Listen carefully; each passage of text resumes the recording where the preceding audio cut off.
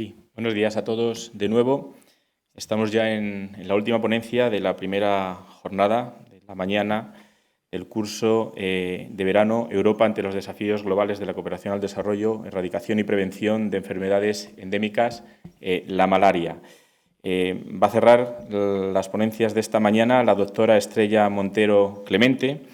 Ella es investigadora científica en el Laboratorio de Malaria y Parasitosis Emergentes del Centro Nacional de Microbiología del Instituto de Salud Carlos III. Su línea de investigación está relacionada con el estudio del parásito intraeritrocítico, Babesia divergens, me está poniendo muy complicado, que pertenece al filo de Apicomplexa y es responsable de la babiosis en el ganado vacuno y en el humano. El grupo de la doctora Montero estudia los mecanismos moleculares que utiliza este parásito para invadir a su célula hospedadora y el eritrócito humano. Y muy relacionado con su campo de trabajo, ha titulado su ponencia Aspectos moleculares del parásito. Profesora, muchísimas gracias por acompañarnos y la audiencia es toda suya. Muchas gracias. Quería empezar esta clase dando las gracias a los organizadores del curso, a la Fundación, a la Universidad de Extremadura y a la Agencia Extremidad de Cooperación por la invitación que me han hecho para venir a este curso y poder explicar algunos de los aspectos moleculares del parásito, porque es un tema muy amplio. Por tanto, yo he decidido reducirlo y además centrarme concretamente en unos aspectos determinados moleculares del parásito que están relacionados con su ciclo asexual. Para el pasador.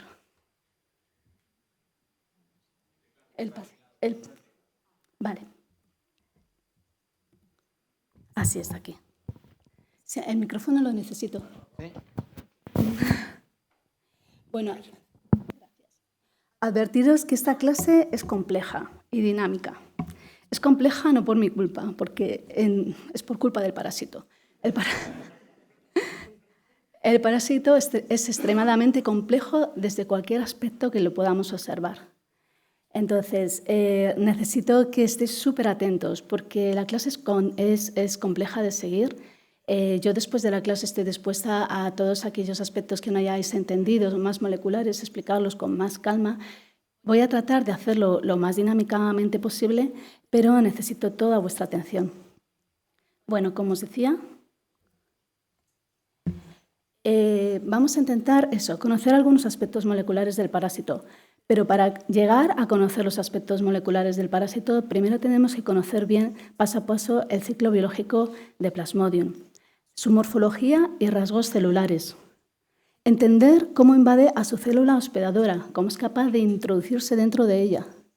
Cuánto tiempo tarda en hacerlo, porque ese tiempo va a determinar también el tiempo que nosotros tenemos para actuar contra el parásito. Una vez que el parásito está dentro de la célula, los recursos que tenemos no son útiles para atacarle. Entonces, tenemos que atacarle cuando el parásito está todavía fuera de la célula. ¿Qué mecanismos emplea él? Porque cuanto mejor los conozcamos, más posibilidades tenemos de encontrar dianas y desarrollar nuevos fármacos, vacunas, terapias, diagnósticos, etc. Y entender dónde reside el éxito del proceso de la invasión de este parásito dentro de su célula hospedadora, porque al final consigue salirse con la suya, infectar al hospedador y causarle la muerte. Así que, como os decía, vamos a empezar contando de forma somera. Para ello me voy a acercar a la pantalla y señalar cómo transcurre el ciclo del parásito.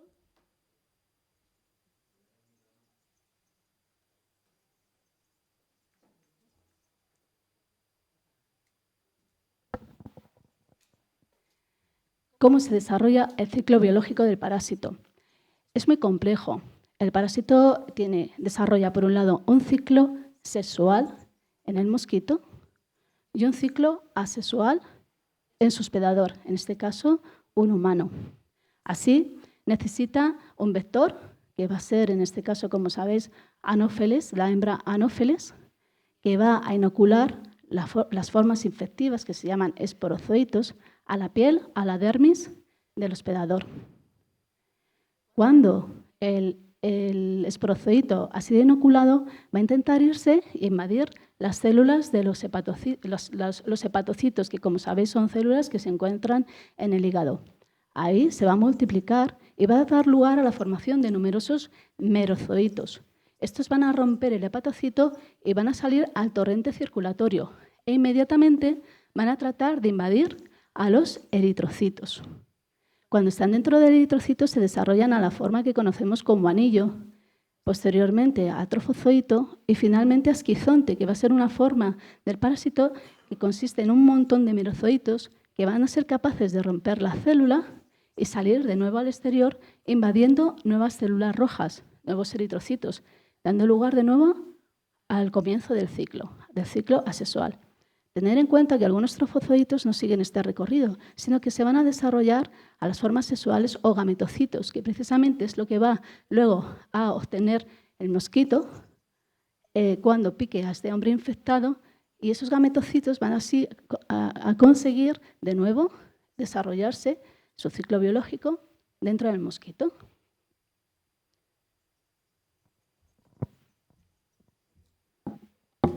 Bueno, comentaros que a partir de ahora todos los aspectos moleculares que veamos están relacionados con los estudios que se han hecho a nivel molecular en Plasmodium falciparum, pero también en otras especies, en Plasmodium vivax, y en otras especies que nos sirven como modelos de estudio, que son Plasmodium berghei y Plasmodium joelli, y sus hospedadores naturales, que son los roedores, que son modelos de laboratorio, ¿de acuerdo? Ya el mosquito ha inoculado a los esporozoitos en la dermis del hospedador. Y aquí empieza la primera etapa. Es una etapa de migración. Algunos esporozoitos van a migrar a los nódulos linfáticos donde son eliminados. Otros esporozoitos van a migrar a través de los capilares sanguíneos hasta el hígado. Y otros esporozoitos se ha visto recientemente que permanecen en la piel y que pueden ser eliminados por macrófagos residentes. Esta etapa, precisamente debido a esto, se vuelve muy interesante porque algunos científicos piensan que puede ser la primera diana para el desarrollo de profilaxis, dando lugar a que este parásito no pueda avanzar más a partir de la dermis. Pero esto son ideas incipientes y este desarrollo todavía no se ha realizado.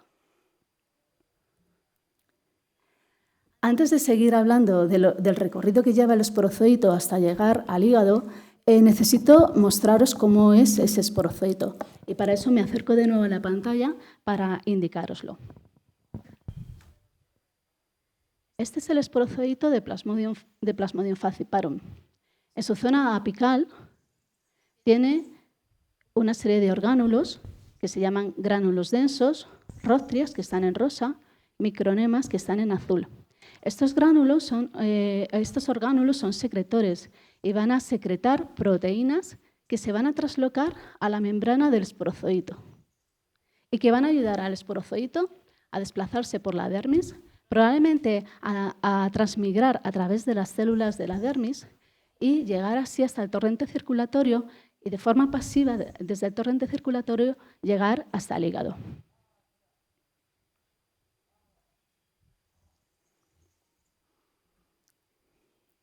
Bien, ¿y cómo se desplaza el esporozoito hasta el hígado? Necesita moverse.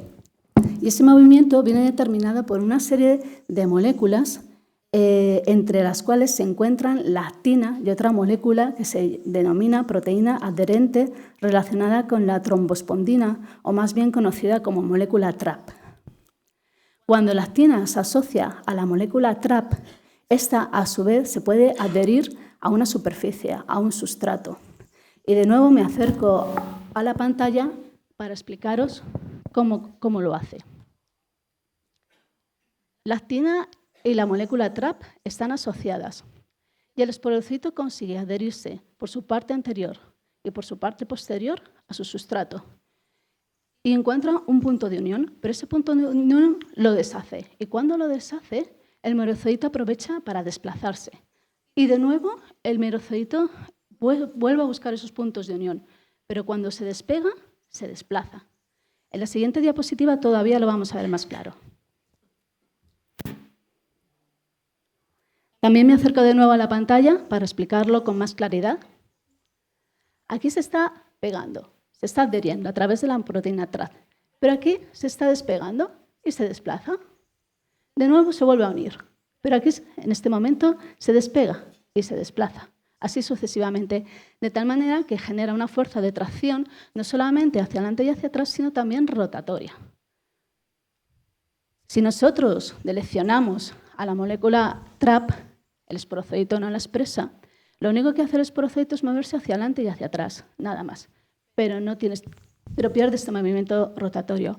¿Eso qué nos indica? Pues que probablemente haya otras moléculas que intervienen también en el movimiento del esporocito, pero TRAP en concreto va a ser la molécula que le ayude a rotar y además la guía para que consiga llegar al hígado.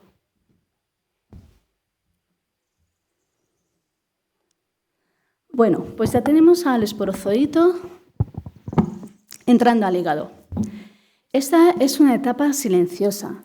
Es una etapa silenciosa porque el hospedador, el humano, no manifiesta ningún síntoma durante esta etapa.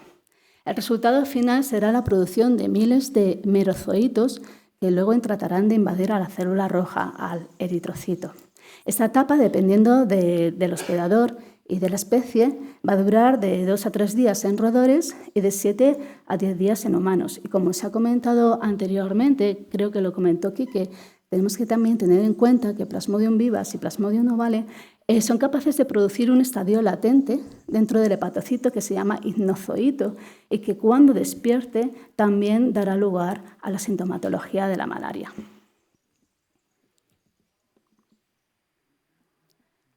Bueno, pues el esporocito abandonó la piel y se dirige de forma pasiva a través del sistema circulatorio hasta los sinusoides hepáticos. Aquí, ¿qué ocurre? Que la velocidad de circulación de los sinusoides hepáticos es más lenta y eso hace que el esporocito se quede retenido en esa zona. Y aquí vamos a observar o vamos a explicar la siguiente interacción molecular importante que ocurre en el parásito. El parásito expresa una proteína que se llama proteína circunsporozoito. Es una proteína que se transloca, que se expresa en los micronemas, o sea, que se alberga en los micronemas y se trasloca a la membrana y rodea a toda la membrana del esporozoito. Esta proteína tiene la capacidad de reconocer a unas glicoforinas que se llaman heparansulfato proteoglicanos, pero para eso me acerco de nuevo a la pantalla para explicarlo bien.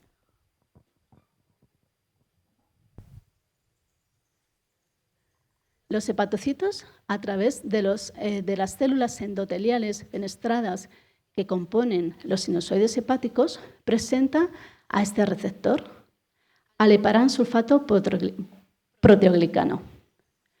La proteína del circunsporozoito expresada que se encuentra en la membrana del esporozoito va a reconocer a este receptor, se va a unir a él y va a poderse desplazar a lo largo del sinusoide hepático.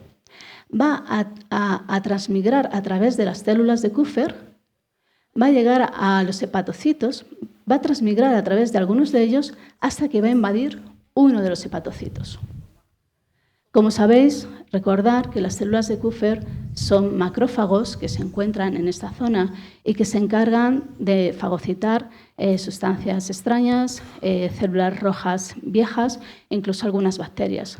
Sin embargo, el esporocito tiene la capacidad de transmigrar a través de ella, romper su membrana celular, transmigrar a través del citosol y conseguir llegar hasta donde están los hepatocitos.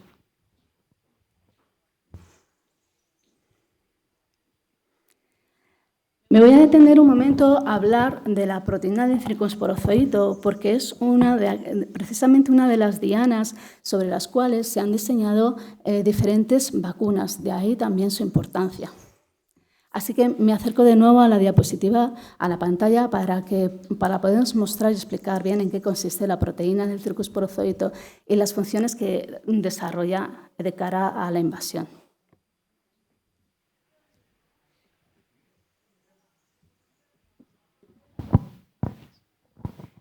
Bueno, la proteína del circo esporozoito tiene una zona N-terminal, una zona central con repeticiones y una zona C-terminal con un dominio TSR, que es un dominio de adhesión. Y finalmente, un anclaje, que es el que va a utilizar para traslocarse y unirse a la membrana del esporozoito. Cuando el esporozoito se encuentra en los oquistes, tanto el dominio N-terminal, que está en verde, como el C-terminal, que aparece en rojo, ambos están expuestos. Sin embargo, cuando el esporozoito migra a las glándulas salivales, lo único que está expuesto, bien expuesto, claramente expuesto, es el dominio N-terminal, porque aquí la proteína cambia de conformación y entonces, al cambiar de conformación, el extremo N-terminal cubre al C-terminal. ¿De acuerdo? Así vamos a encontrar esta proteína con esta estructura, mientras que el esporozoito atraviesa la dermis, llega a los sinusoides hepáticos, se une a su receptor, pero justo en el momento en el que trata de entrar a un hepatocito, llega una proteasa, probablemente una cisteína proteasa del parásito, que va a cortar a la proteína por esta zona, eliminando el N-terminal. ¿Y qué ocurre cuando elimina el N-terminal? Que queda expuesto el C-terminal. Y este C-terminal, con este dominio de adhesión, es lo que va a ayudar al esporozoito a invadir el hepatocito.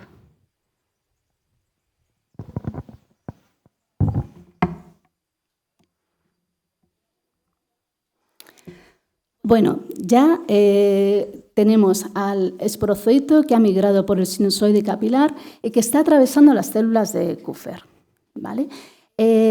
Aquí, para atravesar las células de Kupffer, necesita de varias moléculas. Actualmente están bien caracterizadas dos de ellas, que se llaman proteínas esenciales del parásito para transmigrar a través de las células, también conocidas como moléculas SPET. Concretamente SPET1 y SPET2. Estas moléculas se encuentran en los micronemas y, como siempre, se traslocan a la membrana del parásito para realizar su función. Se ha comprobado que estas moléculas, especialmente las SPET2, probablemente participen en la ruptura de la membrana de las células de Kupffer y así el esporozoito sea capaz de atravesar su citoplasma. Pero si nosotros deplecionamos a SPET1 o a SPET2, en la parte izquierda del esquema podéis observar que el esporozoito está entrando a través de la célula de Kupffer. Pero si nosotros retiramos esos genes del esporozoito, muchos de ellos ya no van a poder llegar a los hepatocitos. Pero otros sí, otros, a pesar de que retiremos esos genes, otros sí son capaces de llegar al hepatocito. ¿Y cómo lo hacen? Pues probablemente atravesando a las células endoteliales de los sinusoides hepáticos, entrando entre los gaps que hay entre las células endoteliales, o por otra serie de vías que algunos investigadores están tratando de explicar. Y aquí vamos a hacer el primer inciso, un respiro, en el que os voy a mostrar un esporozoito en movimiento dentro del parénquima del hígado, tratando de entrar a uno de los hepatocitos. Mientras que veis el vídeo, me gustaría que pensarais en la molécula TRAP, en la molécula del circoesporozoito, en las SPET1, en la SPET2, porque si conseguimos, no solamente con estas moléculas, sino si conseguimos bien frenar al parásito en estos momentos, vamos a conseguir dos cosas muy buenas. Primero, que el hospedador no llega a sufrir una malaria severa porque frenaríamos al parásito en esos momentos, y además evitaríamos que el mosquito que pique a la persona infectada no adquiera o no lleve consigo de nuevo las formas de gametocitos, que son las formas sexuales que van luego a continuar el ciclo del parásito. Con estas actuaciones ganaríamos mucho. Así que, mientras que os pongo el vídeo, pensar en ello.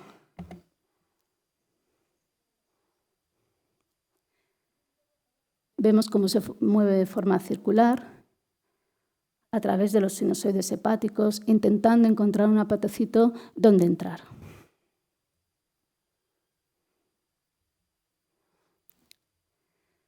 Bueno, pues Imaginamos que el esporocito ya ha invadido un hepatocito, ayudándose para ello de la proteína del circunsporozoito, y aquí llega una etapa también muy interesante, tanto para el parásito como para el hepatocito.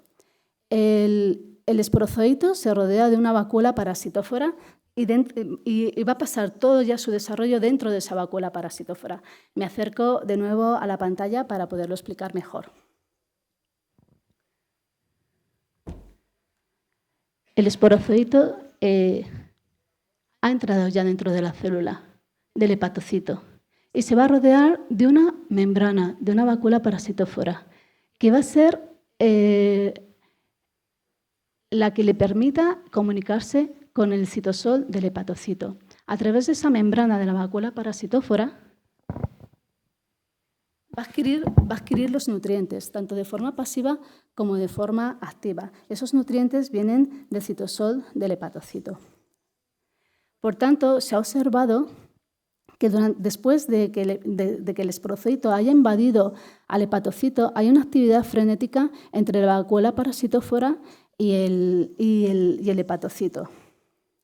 Pero además, muy recientemente también, el grupo de Prado y colaboradores en el 2015 han observado que asociada a la vacuola parasitófora, a la membrana de la vacuola parasitófora del parásito, se encuentra asociada a ella, a la membrana, un marcador de autofagia del hepatocito. Me acerco de nuevo a la pantalla para explicarlo mejor. El marcador de autofagia en este caso, sería el que está en color violeta, y la membrana de la vacuola parasitófora sería la que está en color azul, y lo que está dentro es el parásito. Aquí igual también lo veis más claro. En verde está marcado el marcador de autofagia del hepatocito. En rojo, ese punto pequeñito sería el parásito, que cuando se empieza a desarrollar hacia la forma de esquizonte, lo que vemos es que este marcador de autofagia sigue rodeando a la membrana de la vacuola parasitófora hasta el final, hasta casi el final del desarrollo del parásito a esquizonte.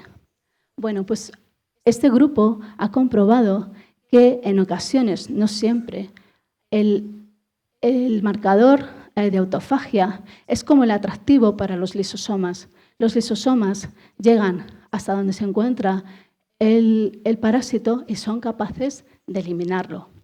Pero esto no pasa siempre, ya que algunos de los esporozoitos, algunos de los parásitos, son capaces de librarse de este mecanismo, ya que a medida que se van desarrollando hacia la forma de esquizonte, a su vez son capaces de ir retirando este marcador de la vacuola parasitófora, deshacerse de él, convertirse en esquizontes, abandonar al hepatocito y salir al torrente circulatorio. De todas maneras, este es un hallazgo muy importante porque estaríamos hablando quizás de la primera respuesta inmune citosólica que conocemos contra el parásito.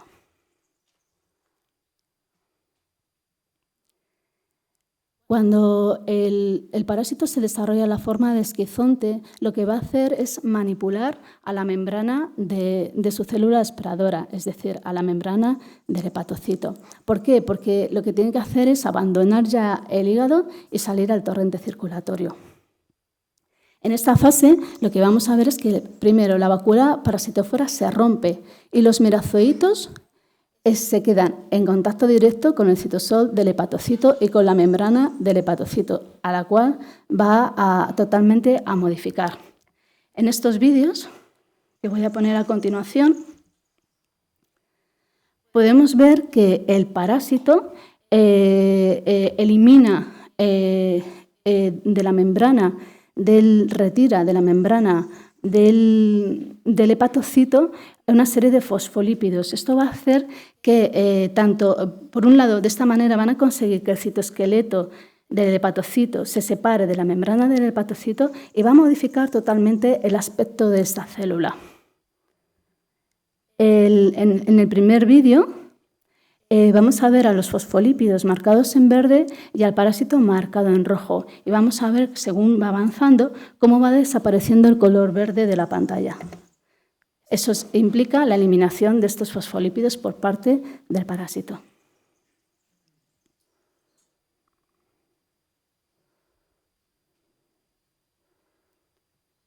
es capaz de eliminar el fosfolípido. ¿Y qué es lo que ocurre? Bueno, pues me acerco de nuevo a la pantalla. Lo que ocurre es que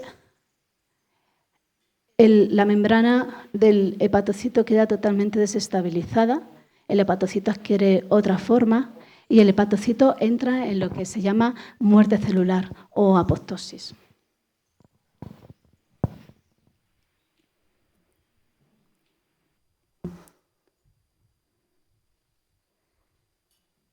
A ver, perdón. Sí. Vale. Bueno, comienza la muerte celular del hepatocito. En este caso, lo que va a ocurrir es que hay investigadores que han querido estudiar esa muerte celular del hepatocito y para ello se les ocurrió intentar localizar o marcar un residuo que se llama fosfatidilserina. Es un marcador clásico de las membranas de aquellas células que entran en apoptosis. Pero cuando intentaron marcar este residuo fosfatidilserina en aquellos hepatocitos que estaban parasitados por Plasmodium, no conseguían ver a este residuo y llegaron a la conclusión de que la modificación que realiza el parásito con respecto a la membrana del hepatocito es tal que también es capaz de retirar a este residuo y entonces salir al sistema circulatorio dentro de unas vesículas que se llaman merosomas y que estas merosomas que no en su membrana no presentan a este marcador fosfatidilserina van a circular libremente por el torrente circulatorio porque el residuo fosfatidilserina es reconocido por los macrófagos cuando este residuo está expuesto al exterior de la membrana. Pero como los merosomas no exponen este residuo fosfatidilserina al exterior de la membrana, los macrófagos no se van a dar cuenta, no lo van a reconocer y no lo van a fagocitar. Así que, de nuevo, el parásito burla de esta manera al sistema inmune del hospedador y es capaz de entrar al torrente circulatorio.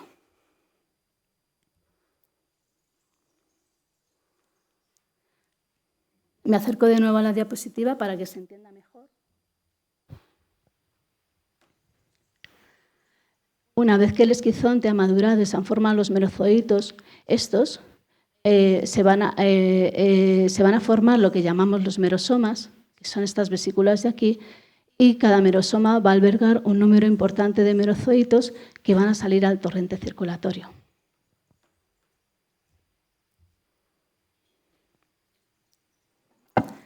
Pero ¿cómo son capaces de salir al torrente circulatorio?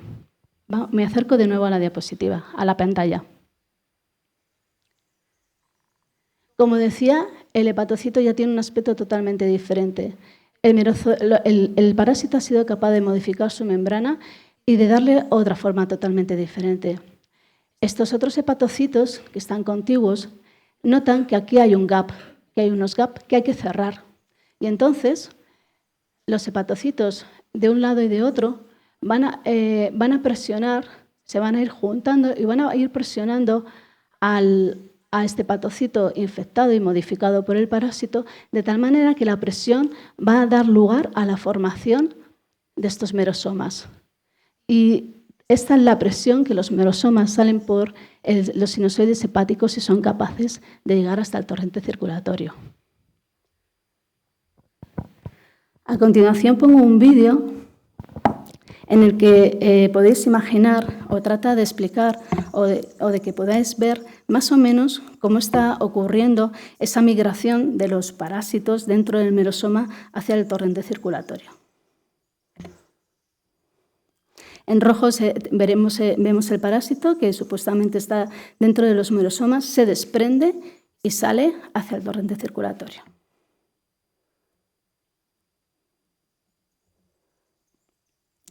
Bueno, pues ya tenemos al parásito en el torrente circulatorio. Aquí comienza lo que denominamos la fase eritrocítica, donde el parásito se va a desarrollar en el interior del glóbulo rojo. Para ello, de nuevo, los merozoitos que han sido liberados por los merosomas en los capilares de los pulmones ahora mismo están fuera de la célula y necesitan entrar rápidamente o invadir una célula roja, un eritrocito. A diferencia de los esporozoitos, los merozoitos son mucho más lábiles, menos resistentes, y si aproximadamente en 5 minutos no han sido capaces de entrar a una célula roja, probablemente ya no lo pueden hacer, pierdan su viabilidad. Me acerco de nuevo a la pantalla para explicaros, para daros a conocer algo más de la estructura de los merozoitos. El merozoito mide 3 micras de largo y aproximadamente 1 a 1,5 de ancho. Y va a invadir a una célula roja, a un eritrocito que mide aproximadamente 7 micras. En la zona apical del parásito vamos a encontrar de nuevo estos orgánulos, róstrias, micronemas y gránulos densos que van a secretar hacia la membrana del merozoito o hacia el exterior proteínas que le van a ayudar a invadir al glóbulo rojo.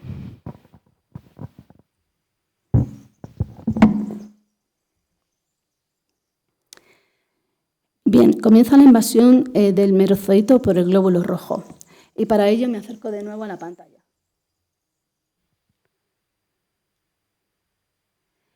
La invasión comienza con una colisión al azar del merozoito con respecto a la membrana del glóbulo rojo. Sin embargo, inmediatamente el merozoito se reorienta y expone su zona apical hacia el interior del eritrocito. Aquí lo que ocurre es que el merozoito va a establecer una unión estrecha y irreversible con la membrana del eritrocito a través de unos ligandos del merozoito y unos receptores del glóbulo rojo. Así de tal manera que va a conseguir ir entrando por invaginación, mediante la invaginación de la membrana del glóbulo rojo, al interior del eritrocito y rodearse de una vacuola parasitófora formada por la membrana del eritrocito hasta el interior del mismo.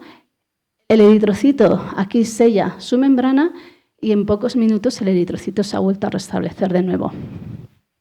Comentaros que además, para realizar esa invasión, el merozoito no solamente establece unas uniones irreversibles con la membrana, sino que además forma una junta o unión que conocemos como junta o unión móvil entre la membrana del parásito y la membrana del eritrocito, que la va a permitir impulsarse y le va a permitir entrar dentro del glóbulo rojo. En este vídeo que voy a poner ahora vais a poder ver la invasión de algún merozoito entrando, especialmente, fijaros en esta célula, porque va a tratar de entrar dentro de ese eritrocito.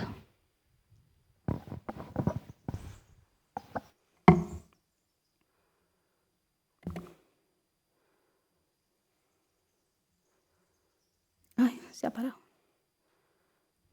Otra vez.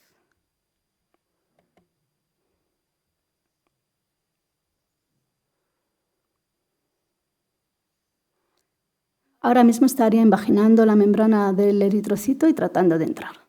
No sé si lo habéis apreciado. Bueno, y aquí comienza la invasión a nivel molecular. Son más ya de 60 moléculas entre receptores del glóbulo rojo, proteínas del parásito, dominios proteicos los que intervienen en este proceso y creemos además que todavía nos quedan muchas otras proteínas por identificar. Como en esta clase no da tiempo a hablar de todas ellas, yo he hecho una selección quizás de las más representativas, pero pensar que lo que vais a ver ahora es un poco de la representación de esa entrada del parásito dentro de la célula. Como os decía, las róstrias, los micronemas y los gránulos densos juegan un papel importantísimo porque la forma secuencial que tienen de secretar las proteínas del parásito va a determinar el éxito de que éste pueda entrar dentro del glóbulo rojo. También los receptores del eritrocito que van a reconocer a esos ligandos permitiendo esa entrada al parásito. Así, tras el contacto inicial, como os comentaba, que realiza el merozoito con respecto a la célula roja, surge un ataque irreversible que está determinado por dos familias de ligandos del merozoito. Una es conocida como la familia RH y la otra es conocida como la familia EVA. De nuevo me acerco a la pantalla para señalarlo mejor. La familia RH es más bien conocida como las proteínas homólogas a las de Plasmodium vivax que se unen a los reticulocitos.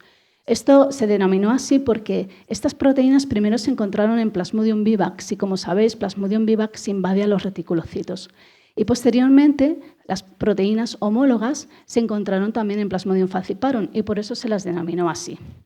La familia RH, de momento, sabemos que está compuesta por 5 miembros, por 5 proteínas diferentes. Hasta el momento, sabemos que la RH4 reconoce a un receptor, esta sería la RH4, que está traslocada en la membrana del parásito, y reconoce a un receptor que se llama CR1 de la membrana del eritrocito. Y la RH5 también reconoce a un receptor de la membrana del eritrocito que se llama CD147. Comentaros que RH5 no tiene un dominio hélice transmembrana. Eso quiere decir que se tiene que asociar, y que de hecho se asocia a otras moléculas que las sujetan para que ésta, a su vez, pueda estar en contacto o reconocer al receptor de la célula roja y generar esa unión irreversible. Os cuento esto para que veáis la complejidad que tiene a nivel molecular este parásito.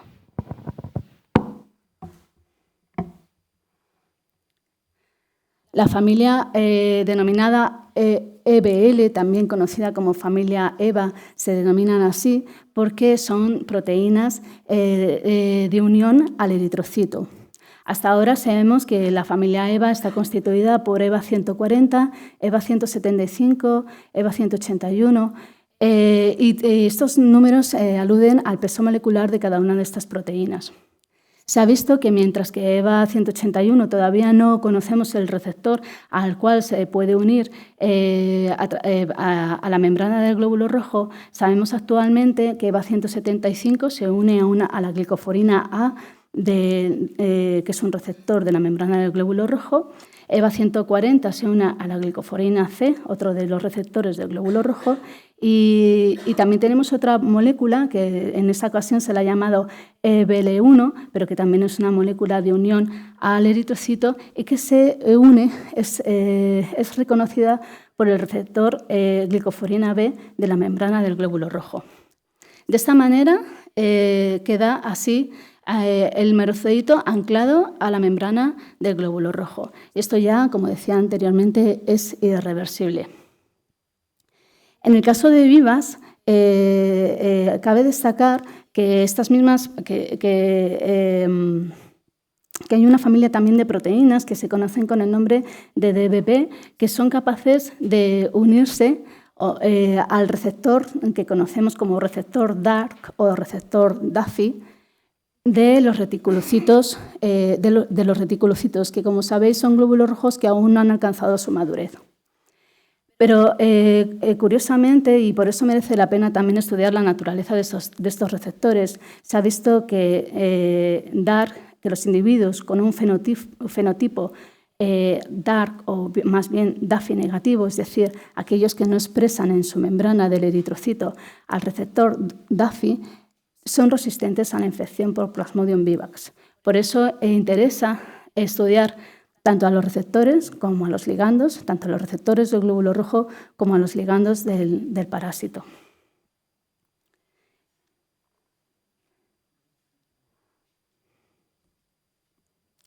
Bueno, ya tenemos anclado al merozodito a la membrana del glóbulo rojo. Y ahora este tiene que entrar dentro de la membrana, tiene que entrar dentro del eritrocito. Y para ello va a formar lo que os comentaba antes, la unión o junta móvil. Me acerco de nuevo a la diapositiva, a la pantalla. Aquí, por ejemplo, veis curiosamente que una rostria está tratando de secretar hacia el exterior proteínas que le van a ayudar al merozodito a entrar dentro del glóbulo rojo.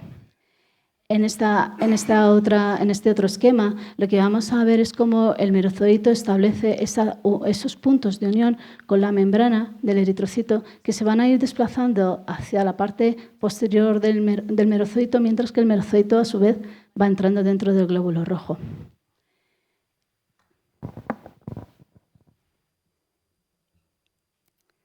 Esta junta móvil está formada por varias proteínas del merozoito, pero quizás las más destacadas son las llamadas AMA1 o antígeno apical de membrana y RON2, que forma parte también de una familia de proteínas que se encuentran alojadas en las róstrias.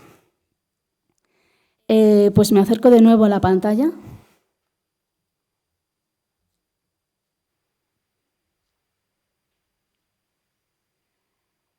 Vamos a ver. AMA1 se encuentra en los micronemas y se trasloca a la membrana del merozoito, que sería esta banda de color verde. RON2, que se encuentra alojada en las róstrias, pero sale al exterior, se secreta al exterior y consigue entrar en el interior del eritrocito. Una parte citosólica de la proteína la vamos a tener expuesta aquí y otra parte de la proteína hacia el exterior. Además de la familia RON, comentaros que esto es un esquema, es un modelo que algunos autores han conformacionado para explicar un poco cómo se forma la junta móvil, no solamente de Plasmodium falciparum o de Plasmodium en general, sino de otros apicomplesa. ¿De acuerdo? Entonces, es un modelo, no quiere decir que exactamente pase así, pero más o menos podría ocurrir así. También las proteínas RON4, RON5, de esta familia de proteínas RON de la que os hablo, que se encuentran albergadas en las róstrias, se secretan al exterior, atraviesan al eritrocito, conforman un anillo donde se ancla, donde se fija RON2 y la parte exterior de RON2 se ancla a su vez a la parte exterior de AMA1 y esa unión genera lo que llamamos la junta móvil. Pero ahora ya se ha generado. Ahora lo que necesita el parásito es moverse, entrar.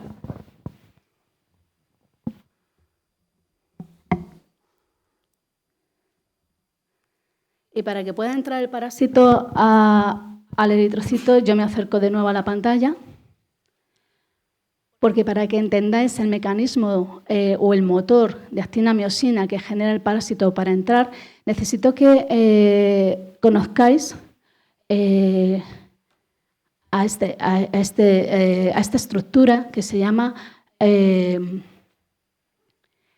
complejo interno de membrana. El complejo interno de membrana es una doble membrana que se encuentra por debajo de la membrana plasmática, ¿de acuerdo?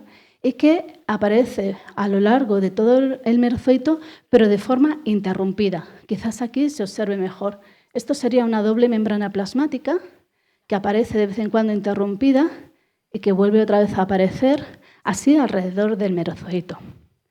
Bueno, pues sobre esta membrana, este complejo interno de membrana y la membrana del parásito, aparece una proteína que se llama GAP45.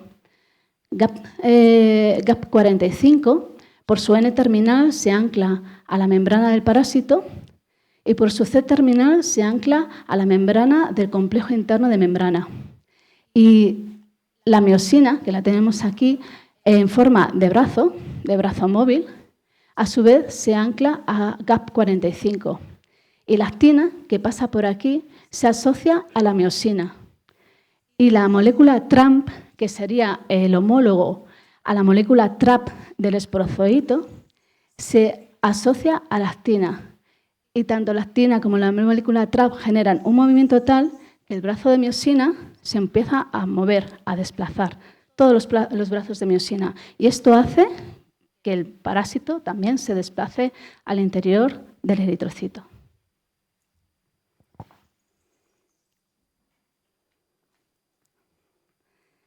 Pero esto lo podemos complicar todo lo que queramos, mucho más, porque ahora mismo lo que también está ocurriendo es que hay una serie de proteasas que van a tener también un papel fundamental, que va a ser el de activar algunas de estas moléculas. Por ejemplo, conocemos a una subtilisin serin proteasa que se llama SUT2, que cataliza a AMA1, el antígeno apical de membrana, para que éste se active. También conocemos a RON4, que también cataliza a proteínas como EVA y a otras más. Y lo que hacen estas proteasas en general no solamente es activar al resto de proteínas, sino que además son capaces de ir retirando, según va entrando el parásito hacia adentro del eritrocito, ellas van retirando la cubierta proteica del merozoito. Me acerco de nuevo a la pantalla para quizás explicarlo más claramente. Las proteínas, las proteasas RON4 y SUT2 no solamente van recortando a algunas de las moléculas para que éstas estén activas, sino que además va retirando, recortando la cubierta proteica, aquí las veis, del merozoito, según el merozoito va entrando. Y para comprender mejor esto tenemos otra proteína que se llama MSP1, que también es una proteína diana sobre la que muchos investigadores han manifestado su interés, ya que aparte de participar en este proceso de invasión, se ha visto que los anticuerpos que reconocen a MSP1 son detectados en el paciente tras las infecciones por Plasmodium falciparum y Plasmodium vivax. Por lo tanto, de nuevo, tenemos una diana aquí muy interesante tanto para el desarrollo de vacunas como para test diagnósticos. MSP1 pertenece a una familia de proteínas que son las proteínas mayoritarias de la superficie del merozoito.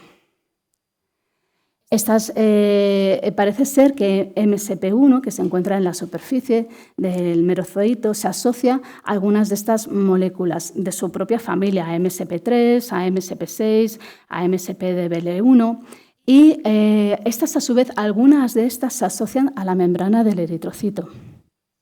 Y probablemente esta asociación facilite seguramente también la entrada del merozoito dentro del glóbulo rojo.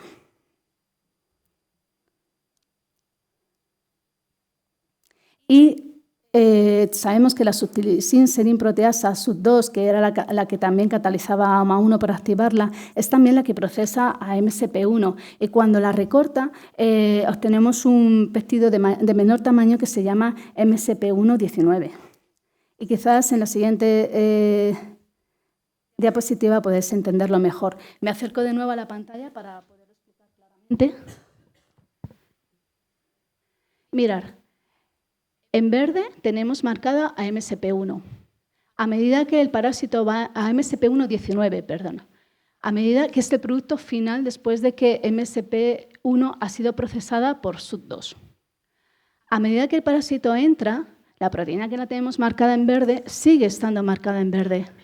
Eso quiere decir que MSP1-19 no abandona al parásito, está con él todo el tiempo, durante el proceso de invasión y después. Aquí tenemos a MSP1. MSP1 también está marcada en verde, pero vamos a ver que a medida que entra el parásito al glóbulo rojo, la señal de MSP1 se nos pierde. Eso quiere decir que la SUT2 la ha catalizado y transformándola en MSP1-19. Una vez que entra el parásito dentro de la célula roja, no queda resto de lo que antes era MSP1.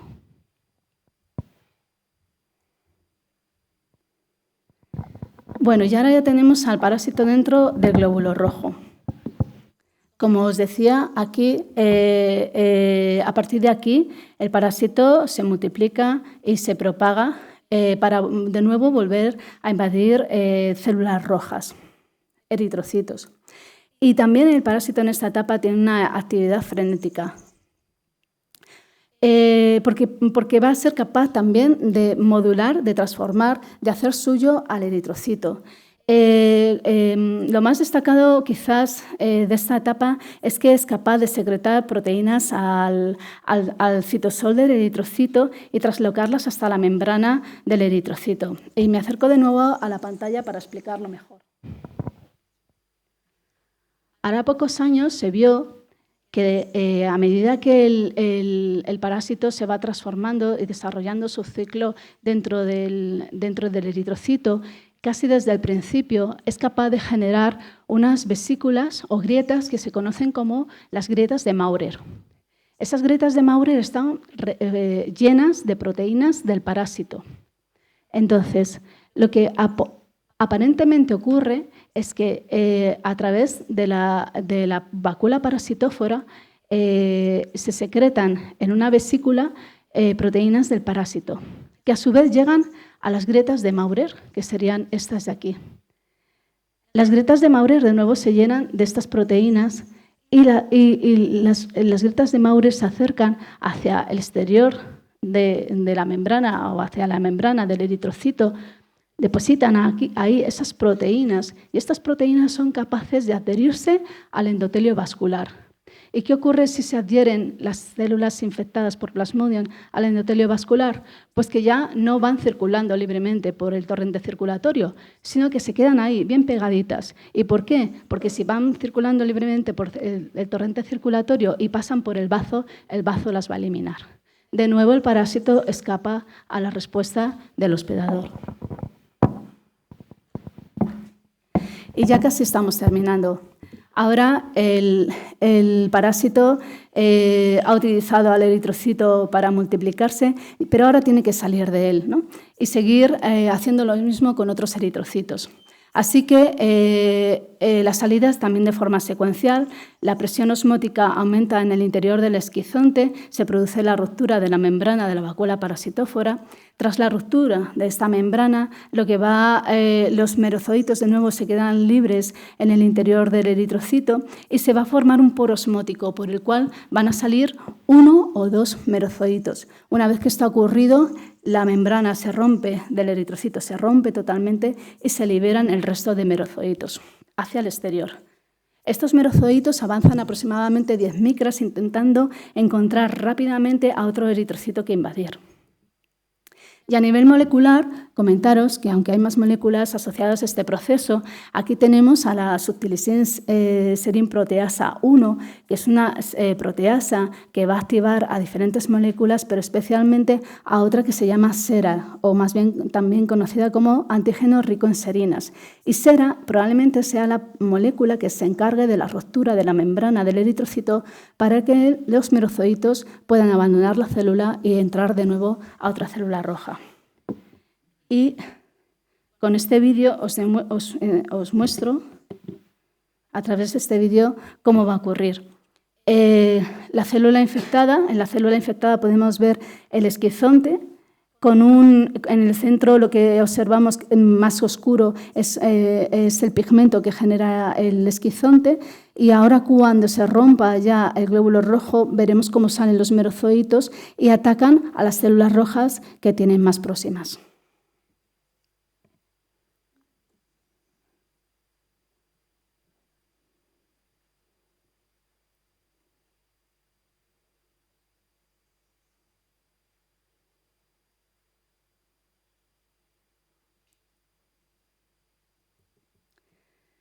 Bueno, y aquí volvemos al principio del todo. Simplemente recordaros que en un futuro, no en un futuro próximo, actualmente se está intentando saber cómo es de esencial cada una de las moléculas que os he mostrado para el desarrollo y la invasión del parásito. Gracias a esos estudios se van desarrollando vacunas que son con resultados esperanzadores, pero todavía queda avanzar mucho también en ese contexto. Y es importante que tengáis en cuenta que el parásito, hemos establecido un posible modelo de invasión del parásito, pero que probablemente no sea el único modelo que utiliza el parásito para entrar dentro de la célula. Por tanto, estar atentos porque en los próximos años yo creo que vamos a conocer muchos más aspectos moleculares de este parásito tan interesante. También del comportamiento del eritrocito con respecto al parásito, porque hasta ahora lo vemos al eritrocito como algo algo pasivo, pero hay autores, hay investigadores que empiezan a pensar que el eritrocito también tiene mucho que ver y facilitar, y sobre todo facilitar de alguna manera la entrada del parásito a su interior. Y nada más, muchísimas gracias a todos por la atención prestada.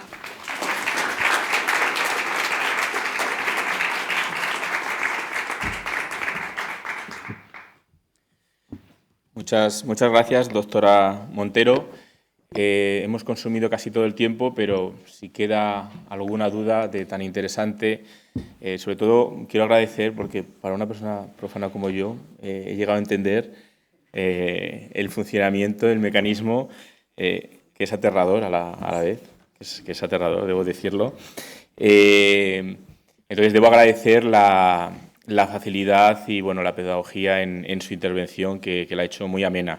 Os quiero comentar también a todos que aunque la imagen en la pantalla se viese de manera a lo mejor dificultosa por la distancia, en la grabación que hemos hecho, y por eso ella indicaba que se acercaba a la pantalla, han estado trabajando previamente con el realizador. Cuando veáis el vídeo en internet vais a ver que se va a enfocar la parte correspondiente, con lo cual vais a poder ver la ponencia y los gráficos de manera específica, y bueno, yo lo estaba viendo allí en pantalla y ha quedado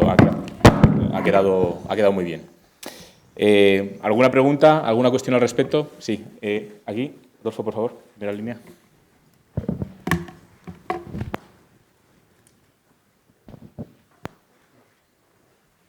Sí, bueno, primero felicidades por la... ¿Hola? Sí. ¿Hola? Sí. Vale, que a mí me interesa mucho el proceso de letargo que sufre los sinusoides de vivas y ovales en la fase hepática. Sí, se oye, Adolfo. Sí. Y pégatelo a la... Y me preguntaba si tenía algo que ver con algún tipo de interacción con el marcador de autofagia del que nos has hablado, y que no haya un proceso de liberación de la vacuola y que de esta manera se quedan acantonados, o si es algún tipo de proceso más complejo o vamos, que tenga algún tipo de relación con el marcador de autofagia. Lo que os he mostrado del marcador de autofagia es algo que se conoce relativamente. De momento se ha observado que ocurre en Plasmodium. Sí que quisiéramos trasladar estos resultados a otras especies de Plasmodium, pero todavía queda por demostrar que eso ocurra en todos los Plasmodium así. Entonces, buscar una relación ahora mismo no se ha demostrado que podamos o no podemos demostrar todavía, de momento, si ese marcador de autofagia está relacionado con el comportamiento de algunos parásitos como Plasmodium joelli, que se quedan en ese estado latente, o más bien justo al contrario, el parásito es capaz de engañar al interior al citosol del hepatocito, al mecanismo del hepatocito en general, pasar absolutamente desapercibido y que ese marcador de autofagia realmente no sirva para nada. Y además, como he comentado, ese marcador de autofagia sirve en algunos casos. Algunos esporocitos no escapan a él, pero otros sí. Entonces, más bien, la formación de esos sinusoides pueden estar para la formación y el mantenimiento de esos sinusoides dentro del hepatocito, más bien pueden estar relacionados con justo lo contrario, con el engaño que hace el parásito a la célula hospedadora. ¿Una cuestión más? ¿Habéis entendido todo perfectamente? Allí ¿os quiere hacer una pregunta? Primero, felicidades por la presentación. Yo, si tuviera que financiarte y darte muchísimo dinero y tuvieras que apostar por alguna de estas moléculas como futuras dianas terapéuticas, ¿por cuál de ellas te quedarías? ¿Con todas? Si es mucho dinero. A mí me parece muy interesante. Es que a mí me parece muy interesante.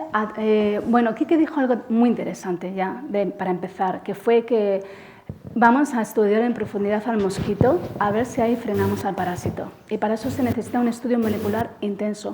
Ese sería un primer punto de ataque muy importante. Y ahí frenábamos ya la transmisión. Pero el segundo punto de ataque es la piel. Ahí hay que estudiar, profundizar también, a ver si le podemos frenar ahí. El tercer punto de apoyo que tenemos es, como os comentaba, las proteínas que intervienen mientras que el parásito intenta llegar al hígado.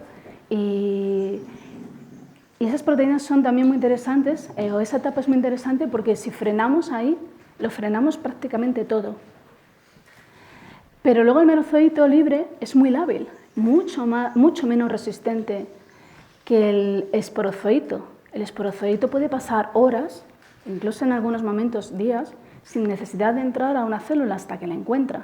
Mientras que el merozoito en 5 minutos nos lo podemos cargar. Con lo cual, por eso me quedo con todas ellas, porque es importante encontrar algo que le pare, ya. Pero bueno, estoy encantada de que si tú prefieres una molécula antes que otra, pues hablamos luego de la financiación y nos centramos en esa molécula. Muy bien, pues esperemos que podamos llegar a ese momento que tengamos que tomar una decisión de ese tipo. Pues creo que hasta aquí llegamos en esta jornada de mañana. Muchas gracias a la profesora Montero, de nuevo, por su intervención, por contestar a las preguntas. Muchas gracias a todos por vuestra atención. Y bueno, paramos la jornada de mañana, vamos a comer y despedimos a la profesora Montero con un gran aplauso. Muchas gracias.